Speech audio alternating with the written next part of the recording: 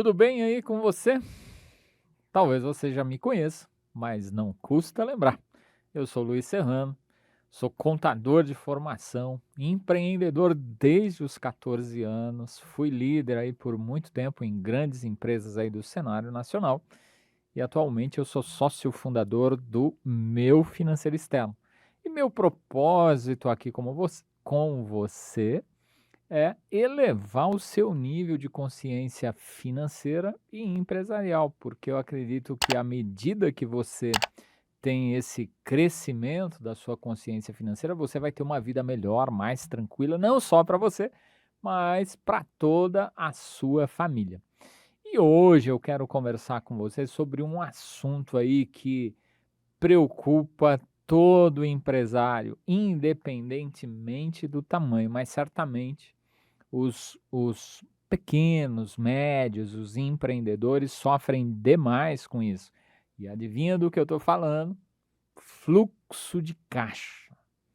Eu não sei você aí, mas você está me acompanhando aqui, certamente você tem seu negócio ou pretensão de ter.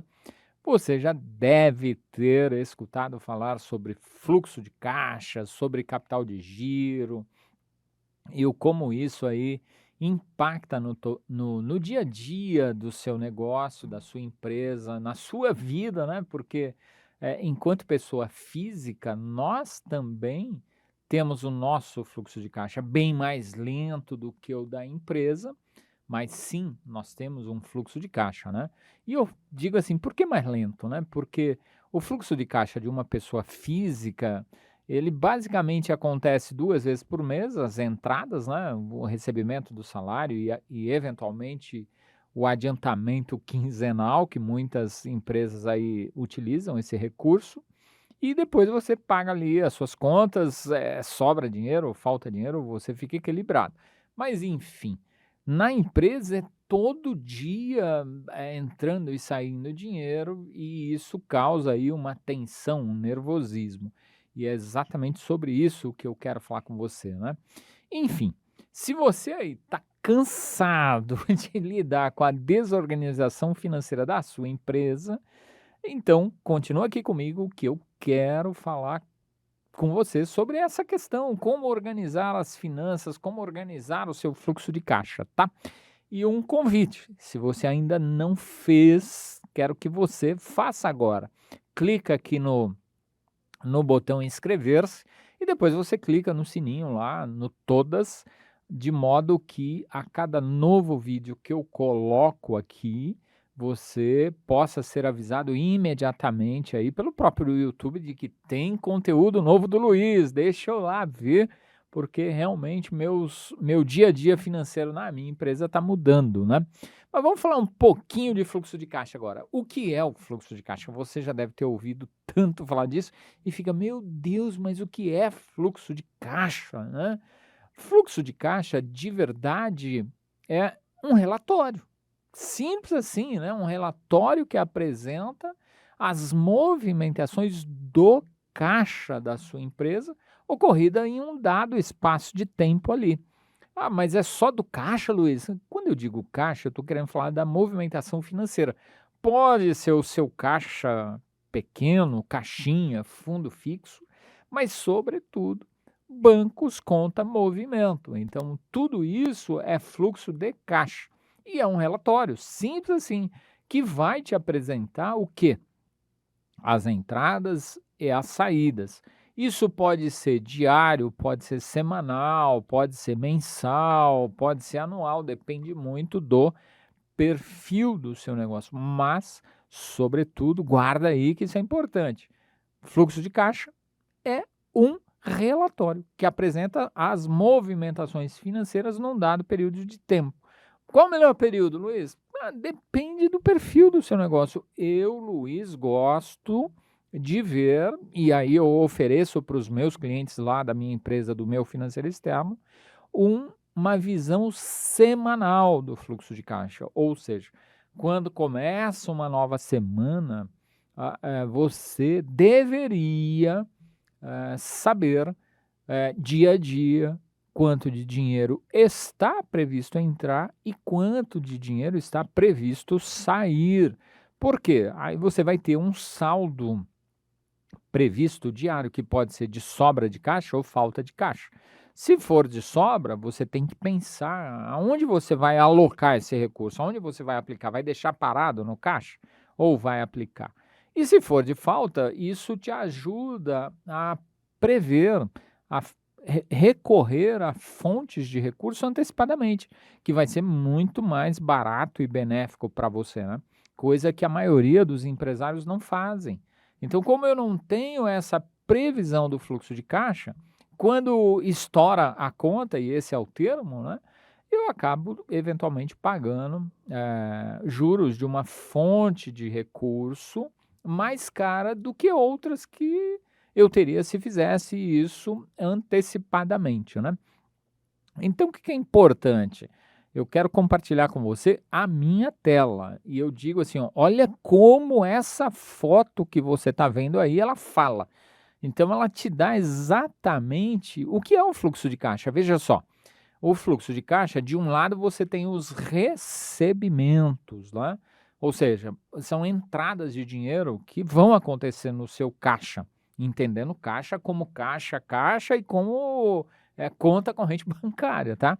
E do outro lado você vai ter saídas de recursos, né? Saídas de dinheiro, que pode ser para pagar imposto, gastos eventuais, despesas recorrentes, salários, fornecedores, enfim, toda sorte de gastos. E nessa foto aqui, tem uma outra parte ali que mostra que tanto pode sair recurso, quanto pode entrar. Mas como assim, Luiz? Entra e sai? Sim, dos sócios, de aplicação financeira, de ativo imobilizado. Então, eventualmente, você aí, sócio da empresa, você saca recurso da sua pessoa física e deposita na empresa. E está tudo certo, né? É assim mesmo que funciona. E em outro momento, você saca dinheiro da empresa e coloca na sua conta corrente, né? Basicamente, isso deveria ser só duas, duas maneiras, né?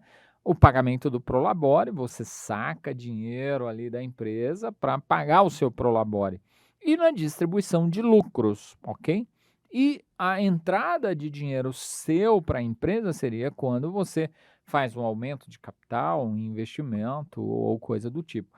O que eu percebo através da minha empresa, o meu financeiro externo, onde a gente presta serviço de terceirização financeira para empresas, é que essa movimentação do sócio, seja de entrada, seja de saída, é muito mais recorrente do que deveria ser, né?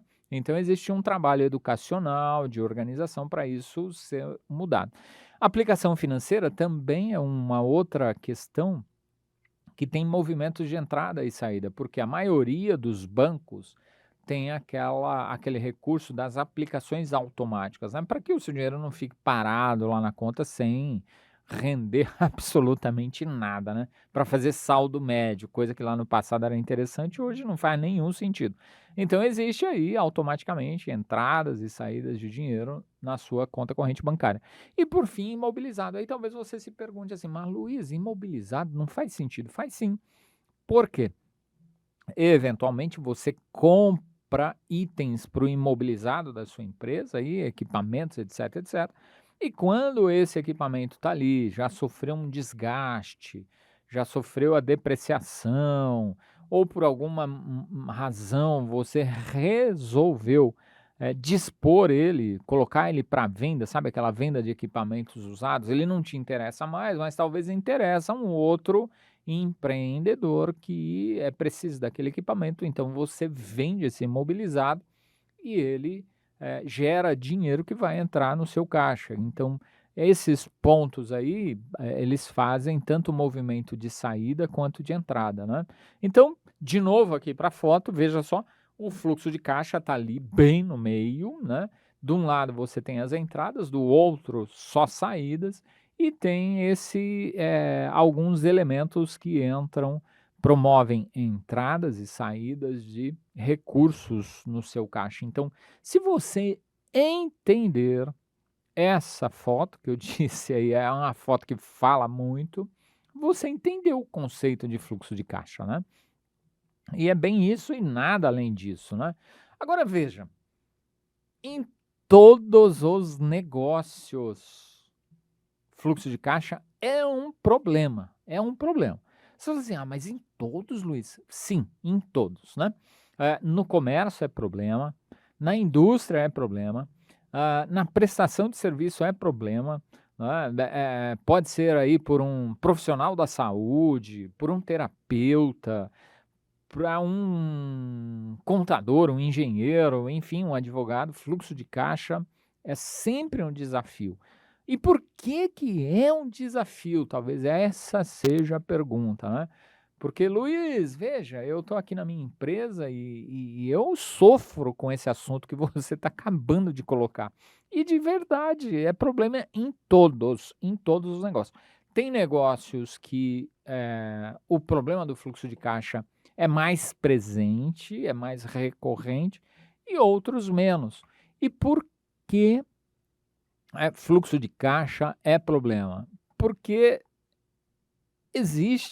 o ideal seria que houvesse um equilíbrio. E por que fluxo de caixa é um problema, é um desafio em todos os negócios? Porque você tem que buscar o equilíbrio, né? E equilíbrio é difícil até na nossa vida, né? Em geral, nós somos desequilibrados em alguma coisa. Alguns são desequilibrados na gestão do tempo, né, se dedica mais a uma atividade do que a outra. Algumas pessoas são desequilibradas na alimentação, na atividade física, no sono, enfim, sempre é um desafio o equilíbrio. E fluxo de caixa, o ideal seria que ele fosse equilibrado, como mostra essa foto aí, né? De um lado eu tenho um monte de pedrinhas e do outro eu tenho uma só. E esse desequilíbrio vem do quê? Vem do descasamento. Descasamento entre recebimentos, entradas de recurso e os gastos, saídas de recurso, né? E, e quando eu estou falando gastos, é qualquer saída de recurso aí da sua empresa, né? Seja para pagar custos, para pagar despesas, para fazer investimento, ou até mesmo fazer a distribuição de lucro. Então, o que acontece em geral? No dia a dia, essas coisas não se equilibram. Tem dia que eu tenho mais despesa do que recebimentos, tem dia que eu tenho mais recebimentos do que despesa. Veja você, o dia de pagar sua folha de pagamento para alguns negócios é um transtorno. Por quê? Porque é descasado. Eu recebo minhas vendas lá na frente e o pagamento da folha de pagamento tem que ser no máximo no quinto dia útil. Outro exemplo de descasamento de fluxo de caixa é o 13º.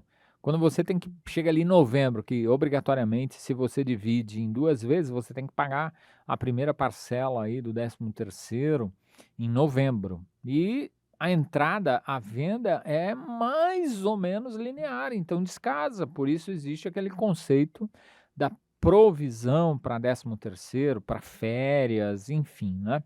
Então sempre há esse descasamento, né? Começo de ano, você tem que pagar IPTU do seu imóvel, tem que pagar IPVA dos veículos aí da sua empresa, né? Veja, tudo isso faz com que o fluxo de caixa fique desequilibrado. Eu estou citando aqui alguns exemplos, teria inúmeros outros, né? Então, fluxo de caixa é um dado do problema e você vai ter que conviver com ele e aprender a administrar, a buscar esse equilíbrio, né? Então, para a gente não ficar só no problema, como eu sempre gosto de fazer para você, eu quero te entregar a solução para esse problema.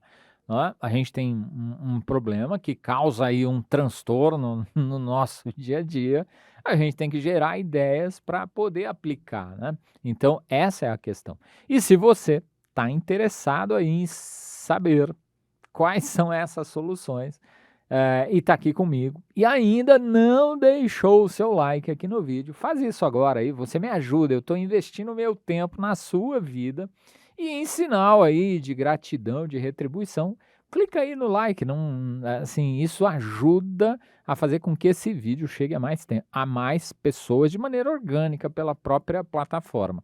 E se você realmente está gostando, compartilha já esse vídeo com algum colega, algum amigo, empreendedor, empresário já atuante, que você sabe que eventualmente ele sofre com isso aqui, né? Aliás, eu já falei que todo mundo sofre. E também compartilha com aquele colega seu aí que tem o desejo de abrir o próprio negócio, porque assim ele já vai entrar no negócio, digamos assim, vacinado, né?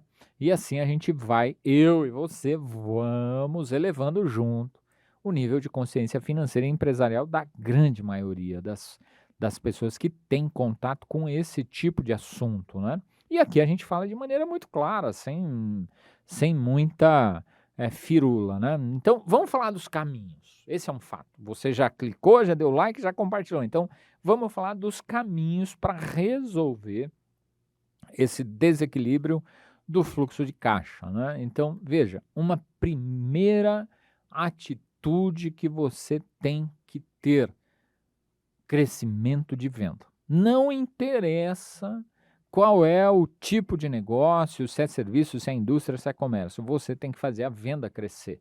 Ah, mas o primeiro não seria a redução de custo, Luiz? Olha, até é também. É uma alternativa e eu vou falar dela. Mas veja você, redução de custo, ele tem limite. Ele tem um limite. Ele chega ali naquele limite, dali para baixo não passa. Não passa. É o que a gente, em operação de bolsa de valores, digamos assim, a gente chama de suporte. É difícil furar um suporte. Ele vai bater ali e vai ficar. Então, a redução de custo é importante, sim. Vou falar dela, sim, mas ela tem limite. Crescimento de venda não tem limite, né? Então, e quando eu estou falando crescimento de venda, eventualmente eu não estou falando só do volume de vendas. Eu estou falando de precificação também. É importante que você saiba disso. Então, um caminho, uma estratégia é crescer venda. Outro caminho, gestão de recurso.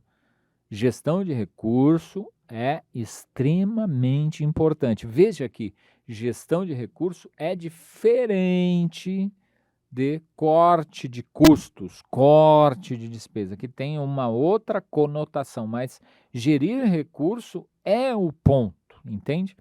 Outro ponto aqui, eu vou falar 4 caminhos e eu vou detalhar ele para você, então fica aqui comigo. A redução do endividamento. Veja, nós estamos num país onde as pessoas, em geral, não aprenderam finanças. Por isso é meu propósito elevar o nível de consciência financeira. Por quê? A maioria dos brasileiros, segundo pesquisa, a maioria das famílias, né? E eu já falei disso em alguns vídeos, posso retomar. A maioria das famílias brasileiras, 80%, ela está endividada. E esse cidadão que está endividado monta a empresa e ele leva para a empresa dele os comportamentos dele enquanto pessoa física. É natural que a empresa também esteja endividada, né? Então veja, endividamento. A redução é um caminho, nós vamos falar disso também. E por fim, não menos importantes, algumas medidas radicais, né? Luiz, você ficou doido? Não, tem algumas medidas radicais que ao longo do tempo a gente foi vendo empresários fazer, pessoas fazerem, né? E nada contra elas. Então, hoje eu quero falar aqui com você sobre esses 4 estratégias, 4 caminhos, não é?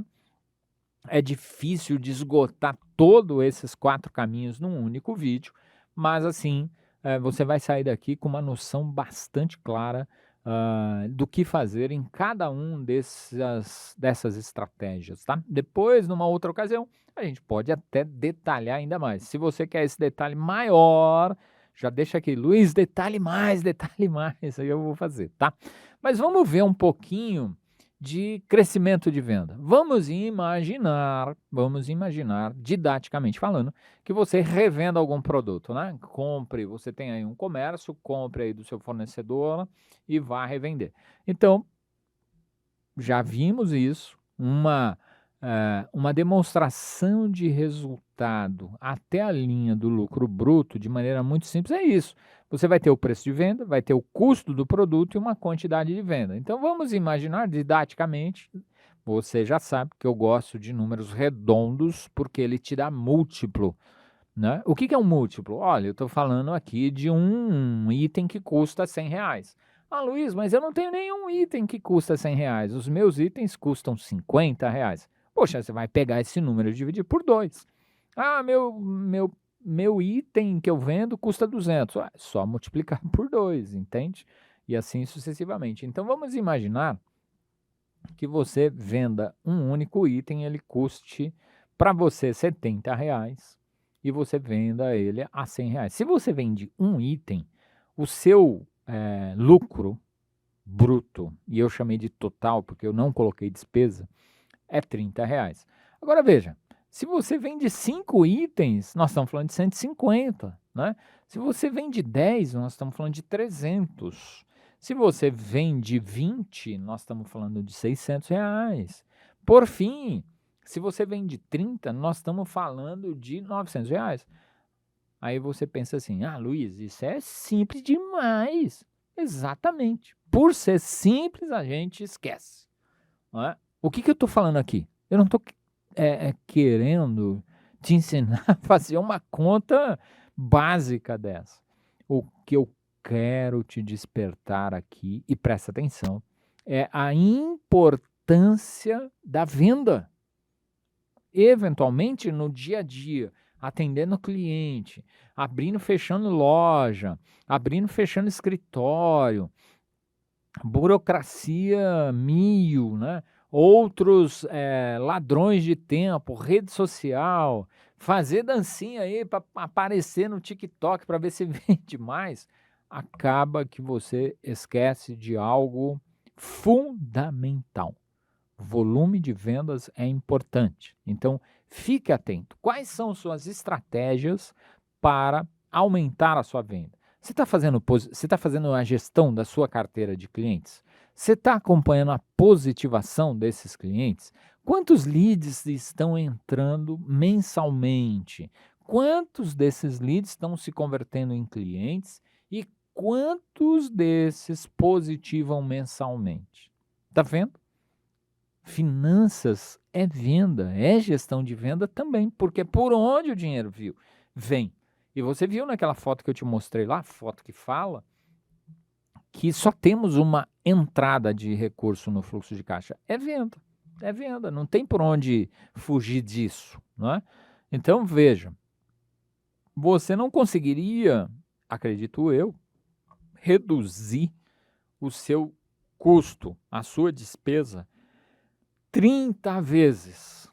Esse é um outro ponto aqui, que é essa foto aqui que eu estou te mostrando, e presta atenção nela aqui na tela. Eu estou saindo de um produto e indo para 30 produtos. Isso significa dizer que a sua venda cresceu 30 vezes. Você não consegue reduzir custo ou despesa 30 vezes.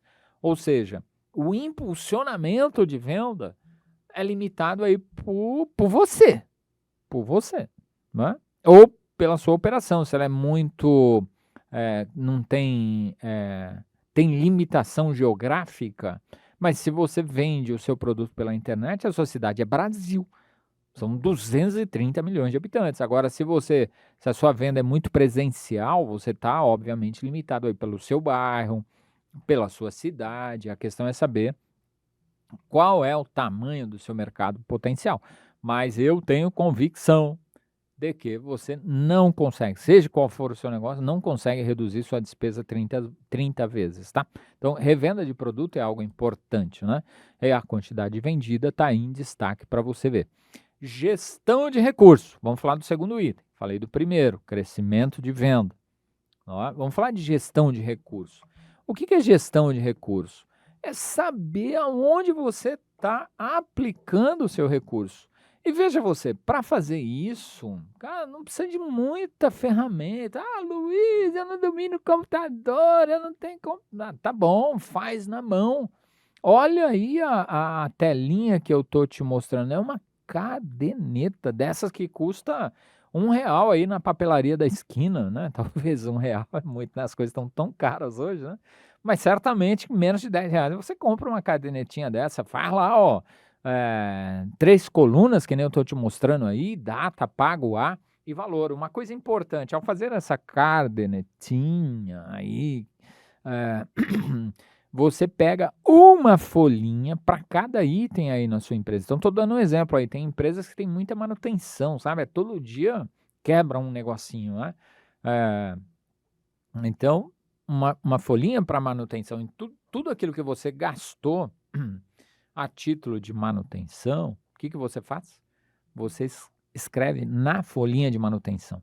Aí depois vai ter a folhinha do lanche, né? Afinal, você passa o dia inteiro aí na empresa, compra lá um refrigerante, um café, uma guloseima, então põe lá material de copa e cozinha, uma folhinha. E de modo que você vai escrevendo ao longo do mês, quando termina o mês, nessa folhinha vai te mostrar tudo aquilo que você gastou com manutenção, a folhinha lá do material de copa e cozinha vai mostrar o que você gastou, enfim, e assim sucessivamente para quantos itens você tiver aí na sua empresa. Veja, é simples, é barato e é poderoso essa bendita folhinha, essa cadernetinha. Aí eu pergunto para você, o que te impede de fazer isso? Tá vendo só? Nada. Além de você, nada. Então, gestão de recurso é isso, né? Ah, Luiz, mas minha empresa não dá para fazer desse tamanho. Perfeito. Olha aqui, então, faça num sistema de gestão financeira. Em outro vídeo, eu já falei desses 6 aplicativos que eu particularmente conheço, e eu vou deixar claro, eu não ganho absolutamente nada para fazer propaganda deles. É só para te dizer que esses eu conheço, são bons e não são difíceis de usar. Obviamente que não é tão simples quanto a cadernetinha, né? Mas você vai poder usar um desses 6 e vai te fazer a mesma coisa que a bendita cadernetinha faz. Então assim, pô, meu negócio já é maior, tem mais gente, pô, usa um sistema de gestão, tem uma secretária. Ah, mas minha empresa é grande, mas eu não tenho, meu financeiro não é bom. Poxa, terceiriza o financeiro então, né? Alguém tem que fazer esse negócio, terceiriza, né? Se você não conhece ninguém que faz serviço de terceirização financeira, eu me coloco à sua disposição, me chama aqui. Luiz, eu quero conhecer esse negócio aí de terceirização do financeiro. Vai ser um prazer te atender, né? Mas aqui você tem 6 recomendações de sistemas de gestão financeira que são bons, que você vai poder colocar aí no seu negócio, né? Agora, ainda na questão de gestão de recursos. Falei da caderneta, falei do sistema. Aí você pensa, o que esse mapa tá fazendo aí na sua tela, Luiz? Você ficou louco? Não, não fiquei não. Pensa o seguinte, hoje em dia, você sai de carro de uma cidade para outra, sei lá, férias, você está planejando aí viajar. Aí você fala assim, cara, eu vou de carro. Vou de carro porque eu gosto de dirigir, o tempo na estrada areja a minha cabeça, eu vou gastar menos, enfim, sei lá o motivo. Você não bota o dado no Google para saber o melhor caminho, para saber o tempo, para saber aonde você abastece, eventualmente para viagens mais longas, que cidade você dorme?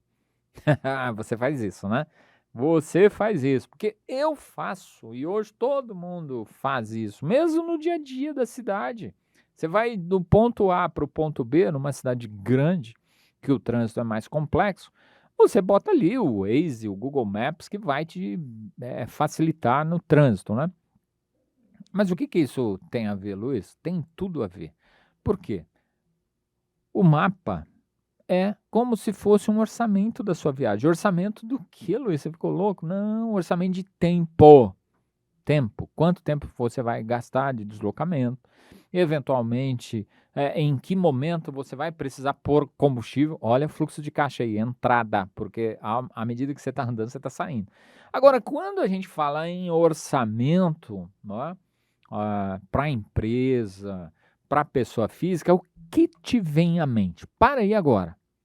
Pensa, orçamento, o que te vem à mente? vem uma foto como essa que está aqui na tela, não vem não? Tá vendo? Eu tô esperto com você. Por quê? Porque o brasileiro vê o orçamento como camisa de força. Orçamento não, eu não vou poder sair fora. Mas... Gente, orçamento não é isso. Orçamento é mapa. Orçamento é mapa que vai te mostrar um caminho possível. Eventualmente você não vai fazer aquele caminho que ele sugeriu, vai fazer um outro. Eventualmente você não vai parar nos pontos que ele te sugeriu, vão ser outros, mas é um guia, é um mapa. E o orçamento na sua empresa deveria ser da mesma forma. Então, assim, começamos um novo ano, começamos um novo trimestre, um novo mês. Qual é o orçamento para esse mês? E o orçamento, além de ser um mapa, ele te estabelece metas para a sua cabeça aí, né? Então, de verdade, o orçamento não é para ser visto como camisa de força, é para ser visto como mapa. Então, se você não tenha, pense seriamente em ter. Isso é gestão de recurso. Aí você também vai falar assim: eu não sei fazer um orçamento. Gente do céu, mas assim, ó, vou te ensinar então, né? Pega aí, vou te dar um exemplo. O que conceitualmente é um orçamento? Você vai estabelecer colunas com linhas, entrada, custo, o que é disponível e as suas despesas. Bem grosseiramente, desse jeito. E aí você vai pôr o que você está almejando para o mês 1, para o mês 2, para o mês 3, para o mês 4. Tá vendo a tela aqui? Como é simples. É só fazer isso, gente. Didaticamente é isso. Qual é a dificuldade? A dificuldade talvez seja tempo, aí eu concordo com você. Talvez seja tecnologia. Eu não domino Excel, eu não tenho sistema. Ok, entendo também, tá? Mas o que eu quero dizer conceitualmente é que isso é simples, né? E é tão simples que você pode fazer num caderno. Pega um caderno desses maiores e mas aí o caderno, a folha dele é curta. Gente, pega aqueles cadernos de cartografia que em vez de ele ser a página, ele é como se fosse retrato, entende? E funciona bem, gente. Com régua ali, o importante é fazer. Fazer é importante. Então, gestão de recurso. Tá com problema de fluxo de caixa? Tem que gerir recurso. Gerir recurso passa por saber para onde seu dinheiro está indo e quando está indo. E entender minimamente o que esperar do próximo mês, da próxima semana. E isso você só vai conseguir fazendo um orçamento. Luiz, eu não dou conta de fazer um orçamento. Sem problema, é o que eu te falei. Convida alguém para te ajudar. O importante é fazer. É a sobrevivência do seu negócio, é a realização do seu sonho. É a estabilidade financeira sua, da sua empresa, da sua família. Eventualmente, é a estabilidade do seu relacionamento conjugal. Percebe como é? É sério. É sério. Então, não dá para não fazer, fingir que não existe. Tem que fazer. Vamos para o terceiro ponto. Lembra que são 4. Redução do endividamento. Em geral, toda empresa tem lá uma dívida, né? Em geral. Se a sua não tem, maravilhoso, parabéns. Mas as dívidas são algo presente. Por quê? É, no mínimo, para investimento, né? A alavancagem financeira. Eu tenho que tomar muito cuidado para falar disso, porque senão você sai se endividando, mas existem dívidas boas, né? Então, veja você. Tem dívidas boas e tem dívidas ruins. Tá vendo aí na tela?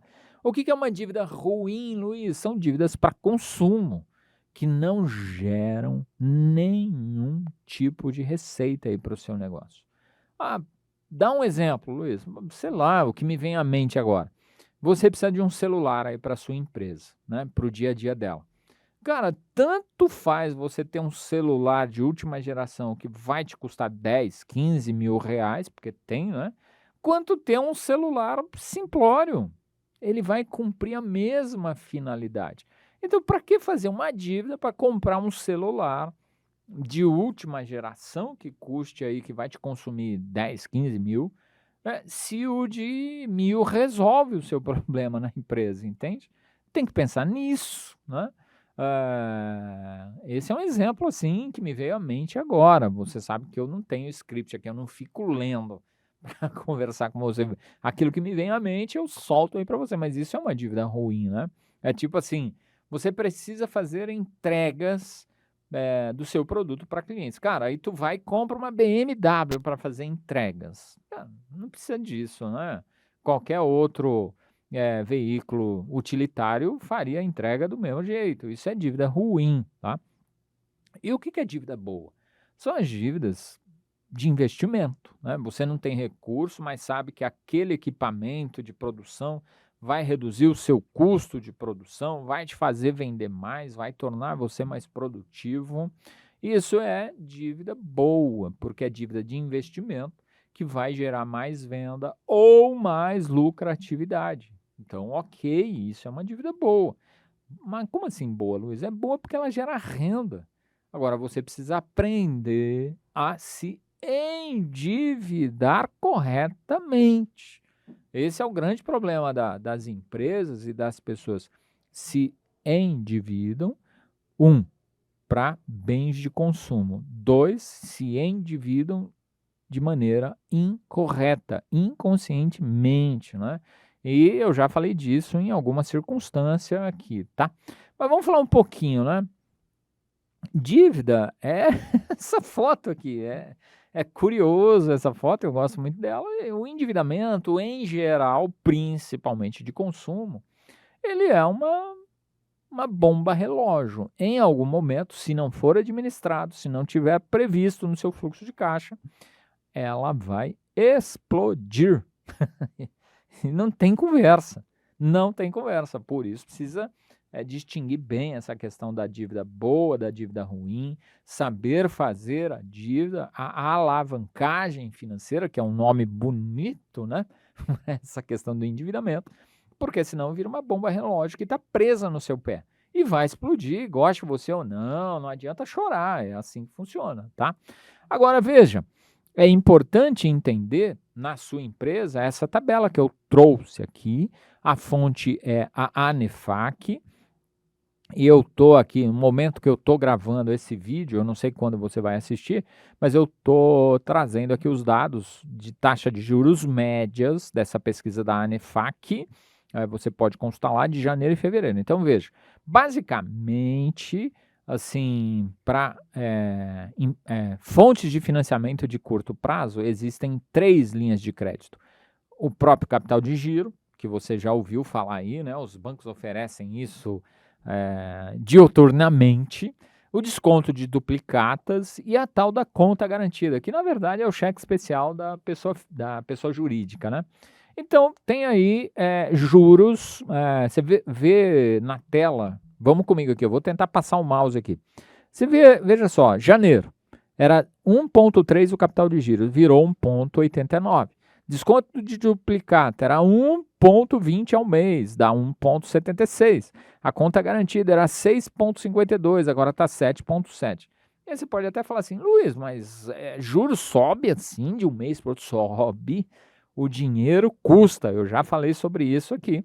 E aqui você está vendo a prova disso, tá? Então, primeiro, escolher a melhor fonte de financiamento, ou de endividamento, ou de alavancagem. É tudo a mesma coisa. E eu trouxe aqui fontes de financiamento de curto prazo, de empréstimos de curto prazo para financiar aí o seu capital de giro, tá? Agora, o que eu quero mostrar para você? Vamos ver a diferença entre elas. Isso é importante para você entender. Então, vamos aqui, eu peguei aqui, você está vendo 1,89, 1,76 e 7,7. Tudo isso, taxa ao mês. E coloquei aí 10 mil reais. Digamos que eu vou precisar de 10 mil reais. Luiz, 10 mil reais não dá nem para começar. Eu sei disso. A ideia aqui é criar um múltiplo. Então, você precisa de quanto? Preciso de 100 mil, Luiz. Beleza, pega o número que eu estou te dando aqui e multiplica por 10. Tá bom? Eu preciso de 50 mil. Multiplica por 5. né, para você ter uma ideia. E o meu objetivo aqui é mostrar para você o impacto dessa fonte de financiamento ao longo de 6 meses, 1 ano, 2 anos e 3 anos. Por que isso? Porque, em geral, esse tipo de linha de crédito você tem que liquidar ela no máximo em 36 meses ou 3 anos. Então vamos ver a primeira. Olha que bacana aqui, empréstimo para capital de giro. Você pega 10 mil, se for para 6 meses você vai estar devendo 11, se for para 12 mil ali, os quebradinhos, 15 mil e 19.620 em 3 anos. Luiz, tá certa essa conta? Tá. E eu já te ensinei a fazer essa conta no Excel, na calculadora do cidadão, enfim, você pode ir lá e pesquisar. Veja só quanto você estará pagando de juros nessa fonte de financiamento para capital de giro. Né? Você vai estar pagando, se fazer esse empréstimo aí por 6 meses, R$1.000, R$2.500 em 1 ano, R$5.600 em 2 anos, em 3 anos, R$9.600. Puta, é juros demais, né, Luiz? É juros demais, por isso tem que estar atento a isso. Né? E veja você, essa é os juros no momento que eu gravo esse vídeo. Esse negócio flutua ao longo do tempo, então você, quando for tomar esse tipo de recurso, tomar esse tipo de empréstimo, né, você vai ter que ver quanto estão os juros e estabelecer aí se você está a fim de pagar isso de juros ou não. E, sobretudo, orçar. Lembra disso, os bancos vendem dinheiro, o dinheiro é igual em todos os bancos. Então você tem que orçar, não é porque você é cliente do banco A que obrigatoriamente você tem que tomar recurso do banco A. Então vá ver quanto custa no banco C, no banco D, eventualmente isso é diferente de um banco para outro, tá? Desconto de duplicata, 1,76, não precisa dizer que vai ser um pouco menor. Logo, desconto de duplicata, nesse caso aí, está com juros um pouco menor. Mas por que isso, Luiz?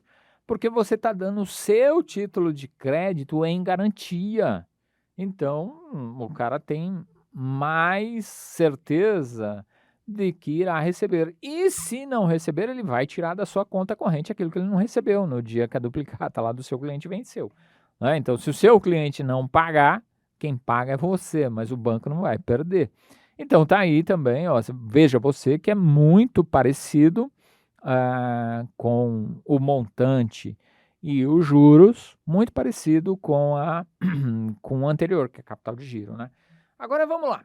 Aí você ficou com medinho, protelou, não sabia lá do seu fluxo de caixa, né? Não tinha essa previsão para semanas.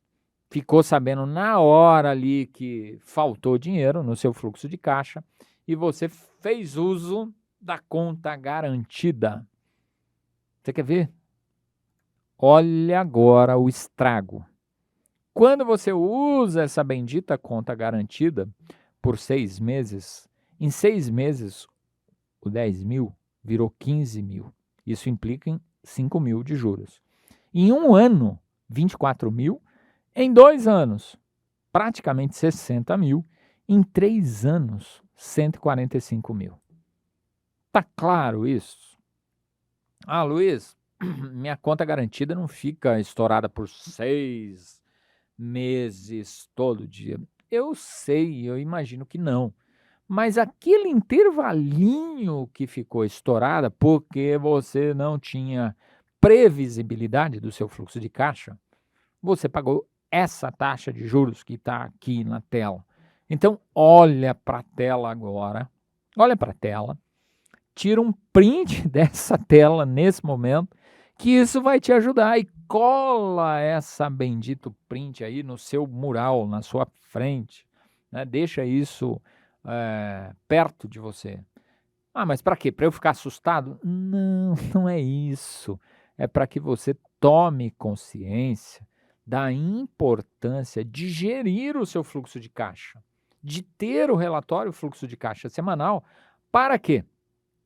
À medida que você sabe que no dia X, na quinta-feira vai faltar recurso, talvez você lance mão na terça ou na quarta de um desconto de duplicata, para não fazer o uso do recurso da conta garantida.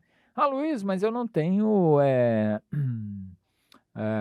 não emito duplicatas. Ok, você pode antecipar eventualmente aí os seus recebíveis das vendas de cartão de crédito, pode lançar mão do capital de giro. O importante, gente, é tomar o recurso mais barato, tá claro?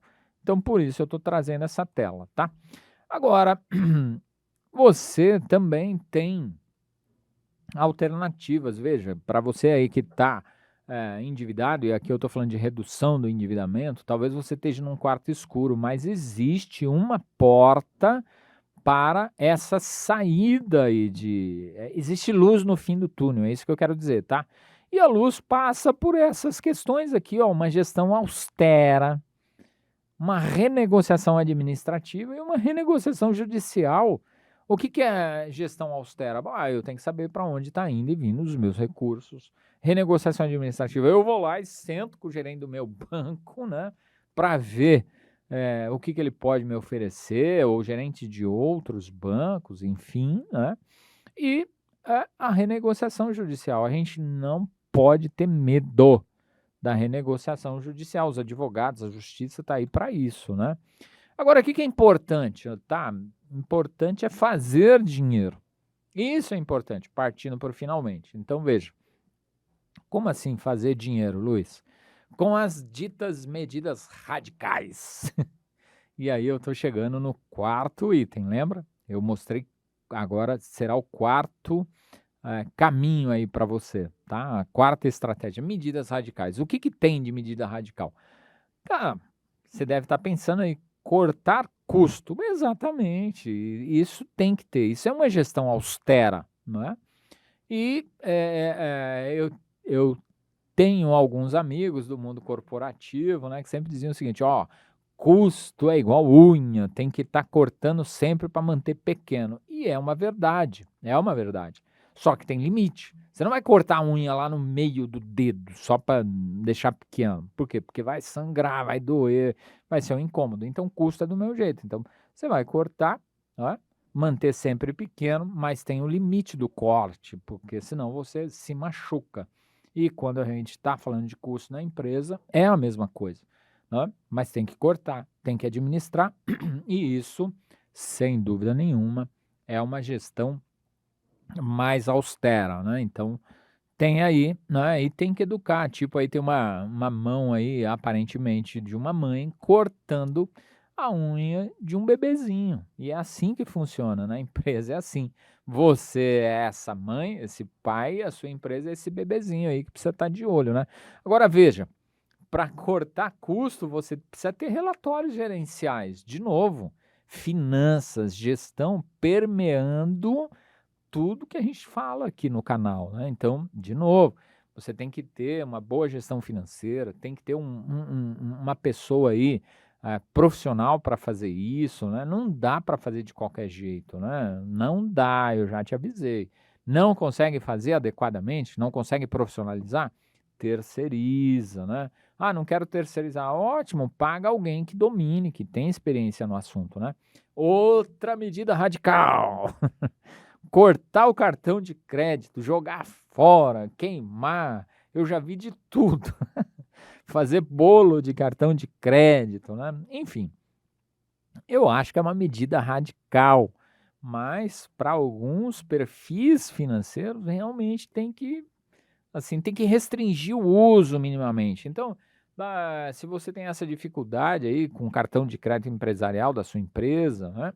Obviamente, né? Se é empresarial é da sua empresa, mas veja, se você tem dificuldade de controlar o uso dele, coloque ele no cofre.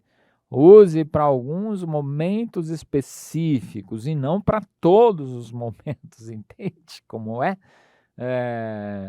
Faça a gestão da melhor data de compra, para que isso não pressione o seu fluxo de caixa.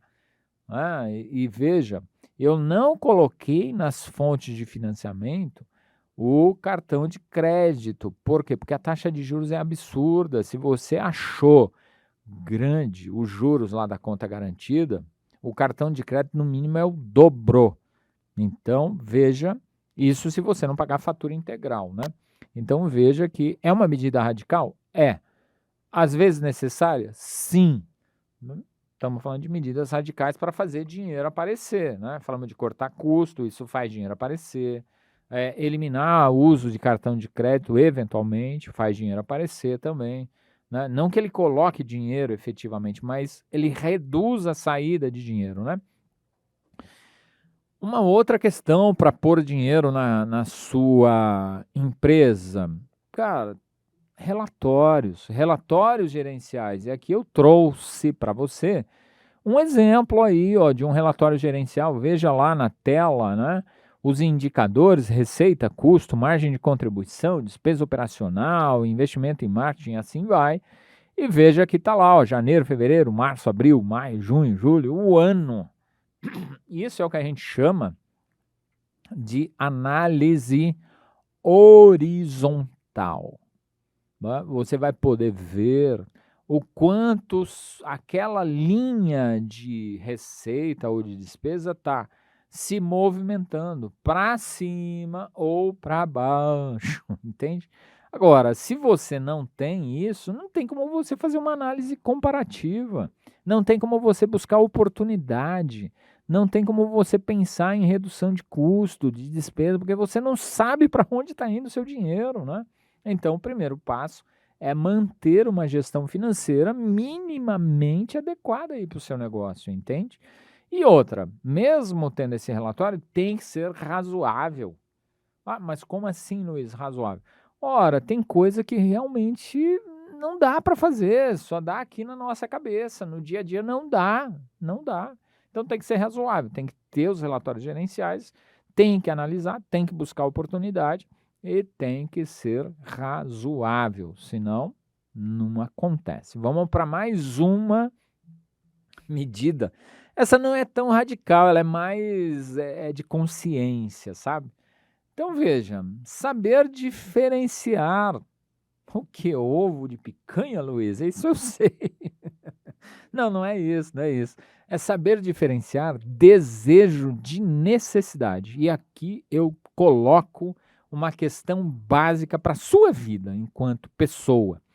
Você precisa, tem necessidade de se alimentar. Percebe? Agora veja, picanha te alimenta, ovo também te alimenta. Qual desses é desejo e necessidade? Cara, comer picanha diariamente, né? É desejo. Mesmo que seja no domingo, é desejo. O ovo vai te alimentar e está resolvido o seu problema, porque a necessidade qual é? É alimentação, percebe? E na sua empresa não é diferente. Eu dei um exemplo aqui para trás, nesse mesmo vídeo, do celular de última geração. Isso é um desejo, ok. Fazer entrega de BMW é um desejo, ok. A necessidade qual é? É comunicação e é distribuição, entrega. A comunicação pode ser feita por um celular mais modesto, quiçá de segunda mão, e a entrega também. Percebe como é? Então, saiba diferenciar aí na sua empresa desejo de necessidade. Percebe como é? Então, fique atento com isso. Desejo de necessidade. Uma outra coisa que eu vejo muitos empresários, não é muitos, né? Alguns, né? Cuidado com a ostentação, cuidado com o luxo, né? Ah, Luiz, você parece monge franciscano falando. Cara, não é isso. Eu também tenho os meus luxos, mas o luxo tem a hora certa e o tamanho adequado aí pro seu dia a dia.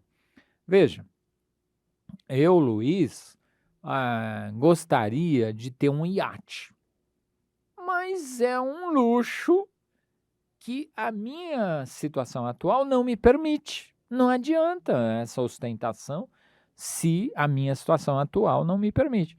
À medida que o Luiz vai criando mais patrimônio, mais isso, mais aquilo, ele vai poder ter o iate dele, vai poder ter o avião dele, o helicóptero dele, e tá tudo bem. Esses luxos, desde que o fluxo de caixa permita, ok, você merece, tem que se presentear com esses luxos, mas tem que estar adequado. Então, assim, não é incomum os empresários, alguns, anteciparem esses luxos, e isso traz problema para o dia a dia da empresa, entende? Por quê? Porque ele acaba, me veio agora à mente, a figura da galinha dos ovos de ouro, né? Ou seja, ele tem uma galinha dos ovos de ouro, a ideia é que ele coma os ovos. A verdade, muitos acabam comendo os ovos e a própria galinha, e aí acabou. Então, e por quê? Para sustentar status, luxos, enfim, tá? Mas assim, eu tenho certeza que você tá aqui saberá usar isso, né? Não menos importante, uma outra coisa, eu vejo assim muita gente depressiva, empresários depressivos, tem que diferenciar inadimplência de insolvência, são coisas distintas. Inadimplência, você passou algum tempo ali, tá com um problema com as suas finanças, etc, etc. Mas você tem um patrimônio que suporta o endividamento, você consegue pagar, etc, etc. Né? Você está passando por um momento mais difícil. O insolvente é aquele que tem dívida e não tem recurso para liquidar aquilo lá. Esse é insolvente. É mais perigoso? É. Mas não tem solução, Luiz? Não, ele tem solução também, tá? Então tem que ficar atento a isso, tá? Então diferencia aí a sua situação. Você está inadimplente ou está insolvente? Seja um, seja outro, tem solução, tá? E qual é a solução para uma grande maioria dos problemas? E ninguém gosta dela. Negociação judicial. É simples assim. Negociação judicial. Ai, mas aí o meu CNPJ vai pro Serasa, vou ficar sem crédito. Vai ter que aprender a trabalhar com recurso à vista. E esse é o fato. Então você vai ter que colocar um advogado, porque muitas vezes a negociação com banco, e não é a pessoa física do seu gerente, ele representa uma instituição e ele tem regras para cumprir. A negociação ali, a nível administrativo, acontece num nível que tem limites de alçada para fazer. Quando a negociação atinge a via judicial, ela sobe de nível, sai ali da agência e vai para o jurídico do banco. Aí é uma outra tipo de negociação. Você não vai estar negociando com o gerente da sua conta, com o gerente da sua agência. É o seu advogado negociando com o advogado do banco. E, eventualmente, se não chegar num acordo, um juiz vai dar uma decisão, né? Vai dar uma decisão para o caso, né? Então, a gente não pode ficar com medo dessas negociações judiciais. Ah, Luiz, mas custa caro, né? O advogado, custa mais caro você perder aí os seus bens, o seu patrimônio por conta de banco. Então, se você tem numa situação aí realmente difícil, procure a negociação judicial, dependendo do valor, talvez você consiga aí apoio do Ministério Público, não sei, você vai ter que procurar a OAB. Isso eu estou dizendo se você não tiver recurso para contratar uma assessoria jurídica, mas enfim, você vai de alguma forma ter que fazer. E não tenha medo, esse é um caminho também, tá? É uma medida radical. Então aqui, o que eu falei para você? Eu falei de 4 alternativas, 4 estratégias para você melhorar aí seu fluxo de caixa, né? Lembra? Crescimento de venda, administração dos recursos, qual outra? A redução da inadimplência e as medidas radicais. Agora, para ir finalizando, qual o segredo de tudo isso, Luiz? Equilíbrio. Equilíbrio. Eu sei que é um desafio o equilíbrio, principalmente do fluxo de caixa, mas é algo que a gente tem que buscar dioturnamente. E aqui no tema desse nosso bate-papo de hoje, nessa aula de hoje, aí eu não sei como você classifica isso que eu faço aqui com frequência, mas é equilíbrio, equilíbrio. E para finalizar, eu quero, como sempre faço, deixar uma frase para você. Rico, quer empresário, quer não empresário, é aquele que recebe mais do que consome. Pobre é aquele cuja despesa é maior do que a receita. Essa é a frase aqui desse cidadão aí. E veja que nós não estamos falando de valor. Nós não estamos falando se é 1.000, se é 10.000, se é 100.000. Nós não estamos falando disso. Nós estamos falando do quê? De que rico, empresa, pessoa rica é aquela que recebe mais do que consome. E pobre é aquele cujo a despesa é maior do que a receita. Percebe como é? Então veja, vai precisar do quê? De ter a gestão adequada aí dos seus recursos, ter relatórios para saber se a sua empresa está na categoria de pobre ou de rico. O meu convite para você, como sempre, esteja na categoria de rico. É mais fácil, é mais gostoso e as suas oportunidades, as suas escolhas serão maiores, tá bom? Percebeu aí como é importante administrar o fluxo de caixa da sua empresa? Eu definitivamente aqui já acabando, eu espero que essas orientações aí sobre esse assunto e essas 4 sugestões que eu te deixei aqui hoje nesse vídeo realmente façam aí sentido para você e sejam fácil de implementar aí na sua rotina da sua empresa, tá? Então fique atento a essas orientações, aplique aí, né? E se você aí quer continuar aprendendo para melhorar aí as finanças da sua empresa, para organizar, né? Não perca meus próximos vídeos, né? Eu estou sempre aqui oferecendo aí para você esse conteúdo rico, esse conteúdo poderoso e de maneira muito direta, muito simples, muito objetiva, né? De modo que você possa aí ter uma empresa melhor, ser mais próspero, deixar sua família tranquila e, sobretudo, você realizar seu sonho, tá? Então, primeiro, quero te agradecer se você chegou até aqui, né, por a sua audiência, pelo seu tempo, né? E te pedir 2 coisas. Uma primeira, cara, curte o vídeo aqui, para você poder me ajudar a fazer esse vídeo chegar a mais pessoas que precisam desse conteúdo, e eu tenho certeza que nesse Brasil nosso aqui, tem muita gente precisando ouvir o que você ouviu até aqui. Segundo, compartilha com alguém aí, você vai me ajudar, tá? E se você ainda não se inscreveu, terceira coisa, se inscreva, clica no botão inscrever aí e clica no sininho todas para que todo novo conteúdo que eu colocar aqui, você o receba e seja avisado na hora que ele sobe pela plataforma, tá bom? Mais uma vez, muito obrigado. Até daqui uns dias. Até mais.